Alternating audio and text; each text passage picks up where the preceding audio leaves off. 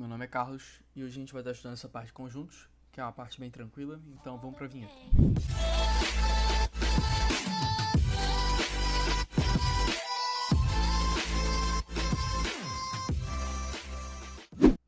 Bom, para a gente estudar essa parte de conjuntos, a gente tem que primeiro entender o que é um conjunto.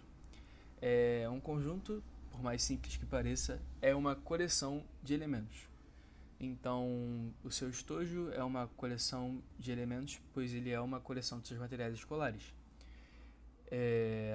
Uma bexiga, por exemplo, é uma coleção de moléculas de ar, se a gente for colocar desse modo.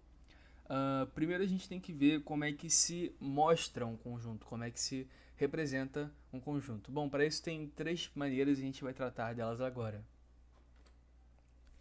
A primeira maneira é uma maneira mais enumerativa, né? Listando entre chaves e com vírgula. Bom, você simplesmente vai colocar os elementos que estão dentro do conjunto. Por exemplo, o conjunto A é o conjunto das vogais. Então, A é igual, você abre chaves, e usando vírgulas você separa os elementos. A, E, I, O, U. O conjunto B é um exemplo de que se o seu conjunto tem infinitos elementos, por exemplo, você não precisa enumerar todos. Quando eu coloquei B igual a 0, 2, 4, 6, eu acho que eu já deixei indicado que esse é o conjunto dos números pares maiores que 0. Agrupando em um diagrama. Bom, esse é o diagrama de Venn, foi criado pelo matemático britânico John Venn. Esse diagrama é bem legal e é muito falado, pois ele trabalha um pouco sobre você poder utilizar figuras, né, para enxergar união entre conjuntos, interseção entre conjuntos. É uma maneira bem geométrica de você enxergar as propriedades dos conjuntos quando você está relacionando um com o outro. Do conjunto A, que era o conjunto das vogais, eu deixei indicado aí os elementos. Aí é o U. E de novo o conjunto B, como são infinitos elementos, eu não vou deixar todos os elementos ali, porque seria impossível. A gente vai entender mais por que o diagrama de Venn tem um uso tão importante quando a gente for estudar relações de união e interseção, mais futuramente neste vídeo. A terceira forma de representar um conjunto é usando a lei do conjunto. Essa é uma definição meio complicada. Vamos utilizar para poder entender o conjunto A como exemplo. A ideia de lei do conjunto é você ver o que todos os elementos daquele conjunto têm em comum e a partir daí criar uma lei que define todos esses elementos. Então, por exemplo, no conjunto A eu tenho o conjunto das vogais.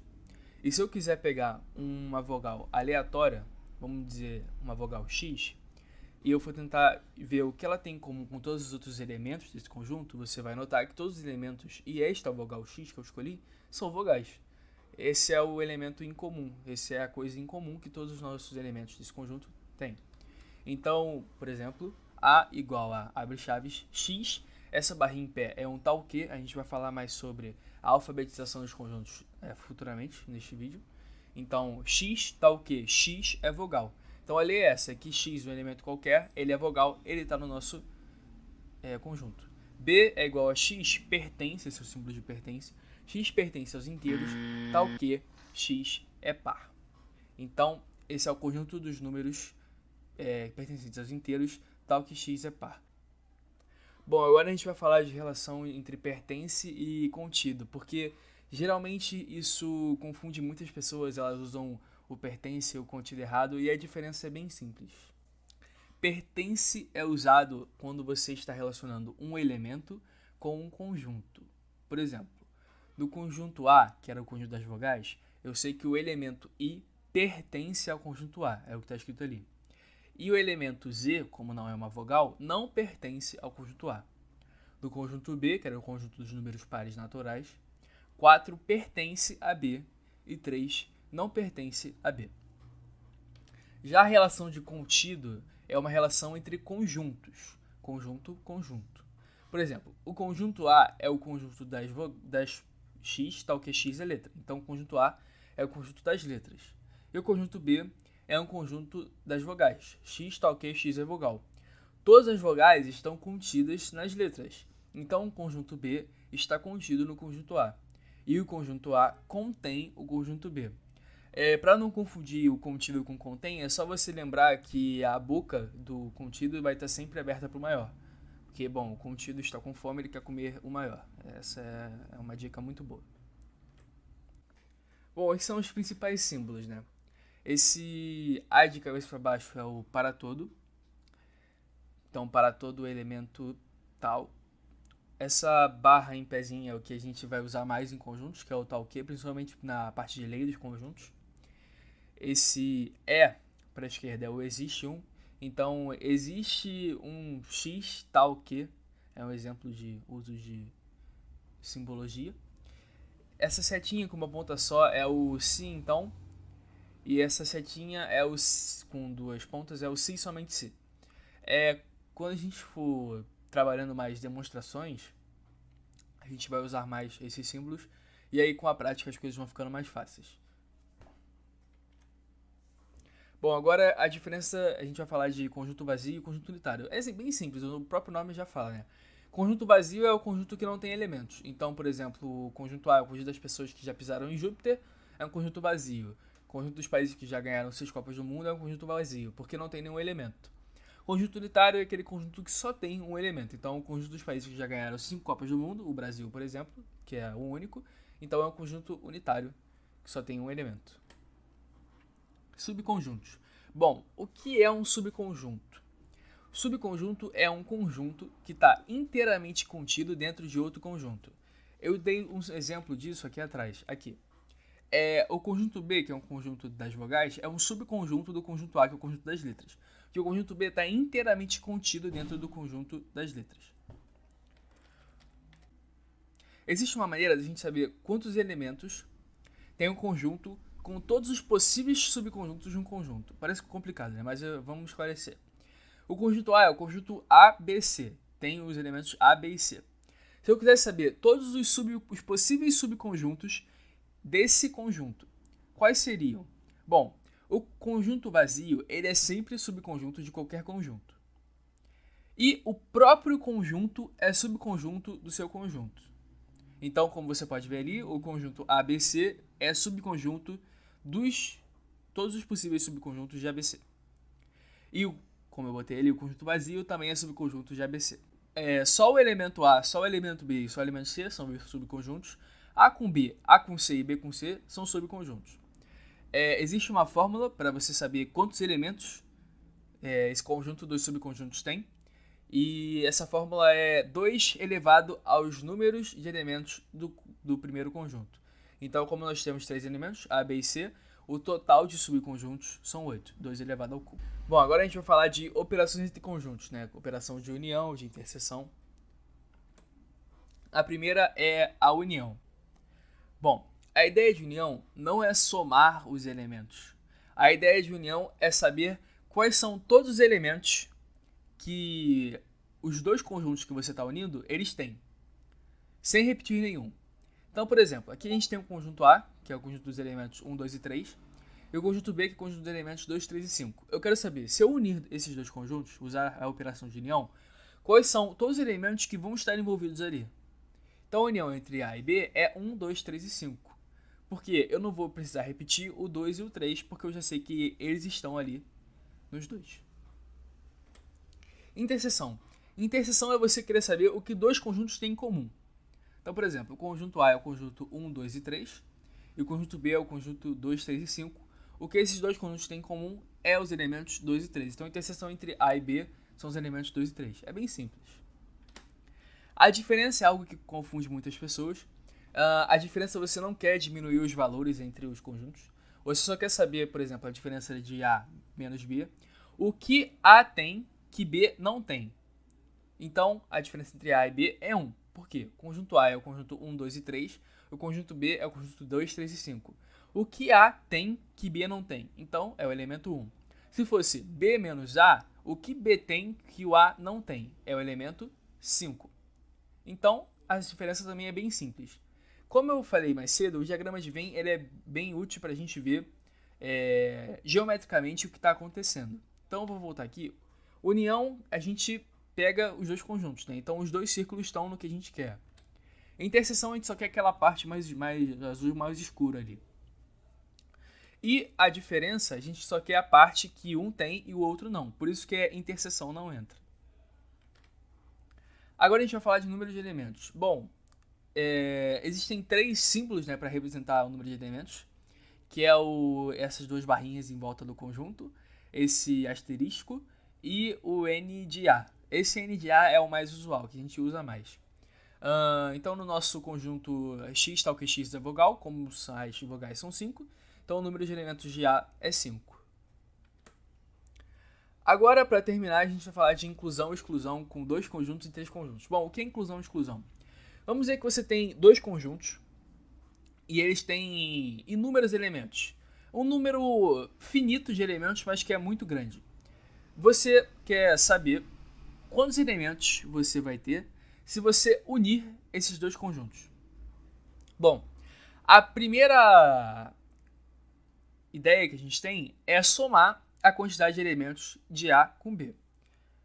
Só que se a gente fizer isso, você vai notar que os elementos da interseção vão ser contados 2 vezes. Eu representei isso dessa maneira. A parte laranja é a parte que a gente somou uma vez só, e a parte vermelha é a parte que a gente somou 2 vezes. Para a gente resolver um problema que a gente somou algo 2 vezes, é só a gente tirar ele uma vez, certo? Então, eu tiro a interseção uma vez. Pronto. Essa é a fórmula bem simples de você saber quantos elementos você tem na união entre 2 conjuntos. É a quantidade de elementos que o conjunto A tem, somado com a quantidade de elementos que o conjunto B tem, subtraído da interseção entre os dois. Agora, a inclusão e exclusão com 3 conjuntos. A fórmula é um pouquinho mais complicada, mas a gente vai entender. Primeiro, eu vou somar A com B, mesma ideia do anterior. E aí, a gente vai ter essa interseção que acabou sendo somada 2 vezes. Para a gente consertar isso, a gente vai subtrair uma vez. Beleza, até aqui tudo certo. Agora, para suprimir aquele buraco em branco ali, eu vou somar o C. O que vai acontecer é que aquelas interseções entre A e C e B e C vão ficar vermelhinhas também. Então, primeiro eu vou tirar a interseção entre B e C. Pronto. Agora só sobrou aquele resto da interseção entre A e C. Vou tirar ele também. Só que repara, se eu tirar a interseção entre A e C, aquele vermelho vai ficar laranja. Só que aquele laranja ali, que é a interseção entre os 3 conjuntos, eu vou acabar tirando ele mais do que eu deveria. Então, ele vai ficar branco. Agora, para eu consertar esse problema, eu tenho que somar isso, ou seja, somar os elementos que estão na interseção entre os 3 conjuntos, o que vai acabar resultando na nossa fórmula. Então, agora a gente vai resolver uma questão do Enem, é de 2004, então vamos lá. Um fabricante de cosméticos decide produzir 3 diferentes catálogos de seus produtos. Então, ele tem os produtos dele, ele quer fazer catálogos para vender esses produtos, visando a públicos distintos. Como alguns produtos estarão presentes em mais de um catálogo e ocupam uma página inteira, ele resolve fazer uma contagem para diminuir os gastos com originais de impressão. Os catálogos C1, C2 e C3 terão respectivamente 50, 45 e 40 páginas. Então aqui eu fiz os 3 conjuntos C1, C2 e C3, são os conjuntos cujos elementos são as páginas dos catálogos. E ele falou ali que os números de elementos de C1, C2 e C3 são respectivamente 50, 45 e 40. Ou seja, N de C1 é igual a 50, N de C2 é igual a 45 e N de C3 é igual a 40. Ele continua assim. Comparando os projetos de cada catálogo, ele verifica que C1 e C2 terão 10 páginas em comum.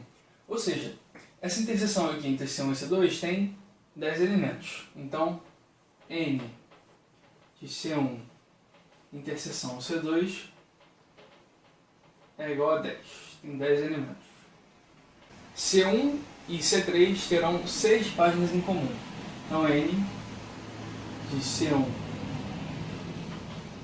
e C3 terão 6 páginas em comum. E C2 e C3 terão 5 páginas em comum.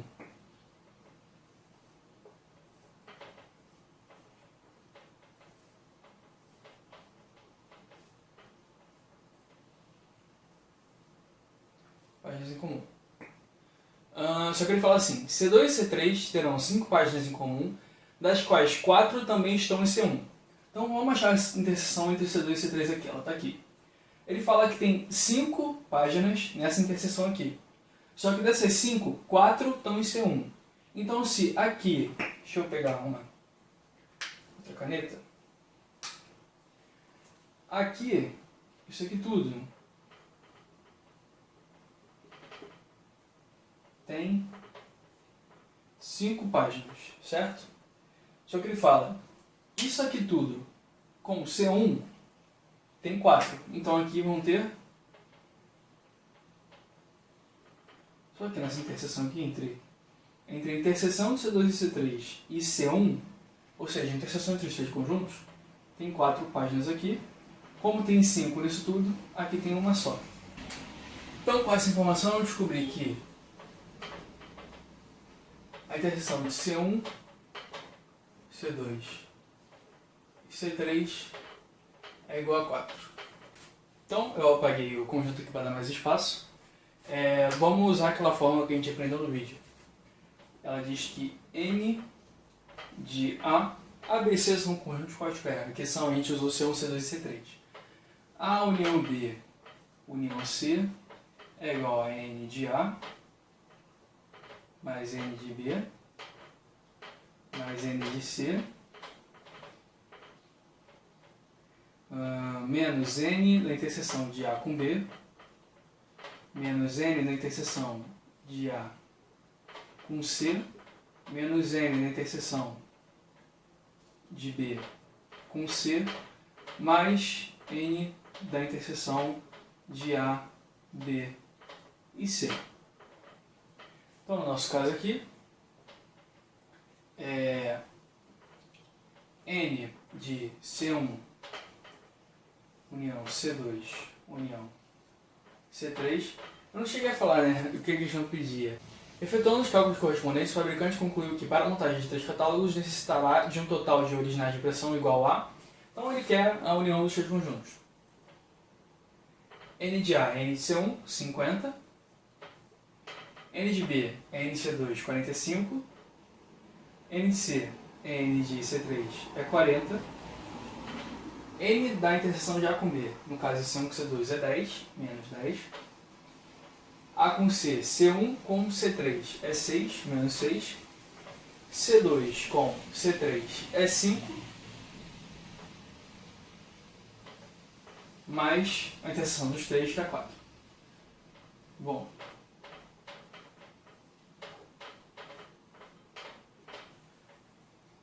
Trinta, 80. 80, 40, 120. Vai dar 118. Isso. De cabeça aqui rapidinho. Que é a alternativa C da questão.